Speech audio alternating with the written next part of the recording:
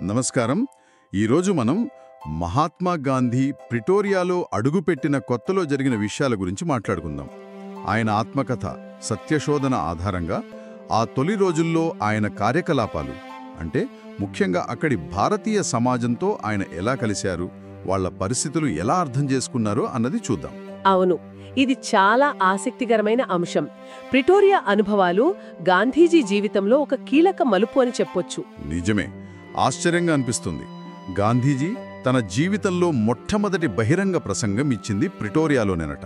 అవును, షేక్ తయ్యబ్ హాజీ ఖాన్, ముహమ్మద్ లాంటి వాళ్ల పరిచయంతో, వాళ్ల సహాయంతో అక్కడున్న భారతీయులందరినీ కలవాలి, వాళ్ల బాగోగులు తెలుసుకోవాలి అని ఆయన అనుకున్నారు.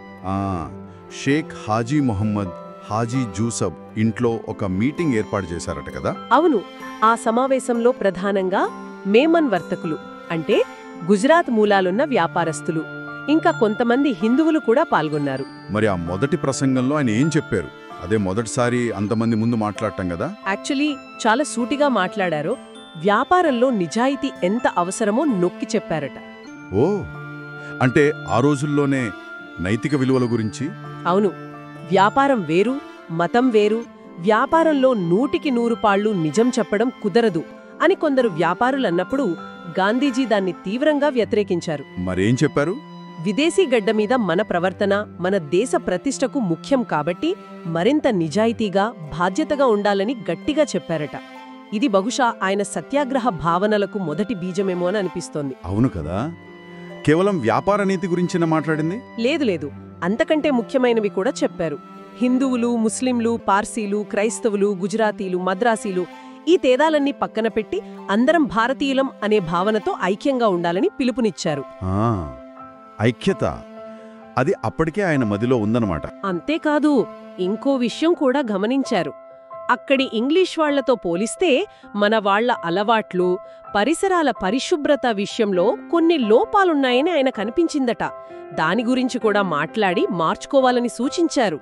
అంటే కేవలం మాటలే కాదు, చేతల్లోకి మార్చడానికి కూడా ప్రయత్నించారా? ఖచ్చితంగా. అక్కడి భారతీయులు పడుతున్న కష్టాలను అధికారుల దృష్టికి తీసుకువెళ్లడానికి ఒక సంఘం ఏర్పాటు చేయాలని సూచించారు. ఓ, ఒక ఆర్గనైజేషన్ లాగా. అవును, అంతేకాదు, దానికి తన సమయాన్ని, సేవలను ఉచితంగా అందిస్తానని కూడా ముందుకొచ్చారు. ఈ చొరవ అందరినీ చాలా ఆకట్టుకుంది. మరి ఆ సమావేశం ప్రభావం ఎలా ఉంది? చాలా బాగా పనిచేసింది. అయితే అక్కడ చాలా మందికి ఇంగ్లీష్ రాదని కూడా గాంధీజీ గ్రహించారు. దాంతో ఇంగ్లీష్ నేర్చుకోవడం ఎంత ముఖ్యమో చెప్పారు. ఇంగ్లీష్ నేర్పించడానికి కూడా ముందుకొచ్చారా? అవును, ఆసక్తి ఉన్నవాళ్లకి తానే స్వయంగా నేర్పిస్తానని కూడా అన్నారు. ఎంత ఆచరణాత్మకమో చూడండి. నిజంగా ఎవరైనా ముందుకొచ్చారా నేర్చుకోవడానికి? వచ్చారు. 3 యువకులు, 2 ముస్లింలు, ఒకరు క్షురకుడు, ఇంకొకరు గుమాస్తా, అలాగే ఒక హిందూ దుకాణదారుడు. వాళ్లు నేర్చుకోవడానికి సిద్ధపడ్డారు. మరి ఎలా నేర్పించారు? వాళ్లకి వీలైన సమయంలో గాంధీజీనే వాళ్ల దగ్గరికి వెళ్లి ఓపికగా పాఠాలు చెప్పేవారట. ఈ చిన్న చిన్న ప్రయత్నాలే తర్వాత పెద్ద మార్పులకు దారితీశాయంటారా? నిస్సందేహంగా. ఈ సమావేశాలు, ఈ ఇంగ్లీష్ క్లాసులు, సంఘమేర్పాటు ఆలోచన, ఇవన్నీ ట్రాన్స్వాల్, అలాగే ఆరెంజ్ ఫ్రీ స్టేట్ వంటి భారతీయుల పరిస్థితులపై గాంధీకి చాలా లోతైన అవగాహన కల్పించాయి. అంటే ఒక రకంగా ఫీల్డ్ స్టడీలాగా ఉపయోగపడిందన్నమాట. అవును, దాదాపు ప్రిటోరియాలోని ప్రతి భారతీయుడితో పరిచయం ఏర్పడింది. వాళ్ల కష్టసుఖాలు ప్రత్యక్షంగా తెలిసాయి. ఆయన అక్కడి British agent mister Jacobus de వెట్ను, రైల్వే అధికారులను కూడా కలిశారు. ఏమైనా ఫలితం ఉందా చర్చలతో? రైళ్లలో ప్రయాణ ఆంక్షల విషయంలో కొంత ఉపశమనం లభించింది, కానీ అది నామమాత్రమే, పెద్ద మార్పేమీ రాలేదు. ఇంకా దారుణమైన విషయం ఏంటంటే ఆరెంజ్ ఫ్రీ స్టేట్లో పరిస్థితి మరీ ఘోరం. అక్కడ నుంచి భారతీయులను దాదాపు పూర్తిగా చాలా క్రూరంగా తరిమేశారన్న విషయం కూడా ఆయనకు తెలిసింది. వాళ్ల హక్కులన్నీ పోయాయి. అమ్మో, అంటే అసలు తానొచ్చింది ఒక దావా పని మీద, కానీ ఇక్కడికొచ్చాక ఈ సమస్యల్లో పూర్తిగా ఇన్వాల్వ్ అయిపోయారన్నమాట. సరిగ్గా అదే జరిగింది. మొదట్లో ఆయన అనుకున్నది ఆ కేసు పూర్తవ్వగానే ఇండియా తిరిగి వెళ్లిపోవాలనే. అవును కదా. కాని ప్రిటోరియాలో గడిపిన ఈ కొద్దికాలం, అక్కడి సమాజాన్ని దగ్గరగా చూడటం, వాళ్లతో కలిసి పనిచేయటం, ఇవన్నీ భవిష్యత్తులో ఆయన చేపట్టబోయే అసాధారణమైన సేవకు ఎంత బలమైన పునాది వేశాయో ఆ క్షణంలో బహుశా ఆయన కూడా ఊహించుండరు. ముగింపుగా చెప్పాలంటే ప్రిటోరియాలో గాంధీజీ వేసిన ఈ తొలి అడుగులు చాలా చాలా కీలకమైనవి.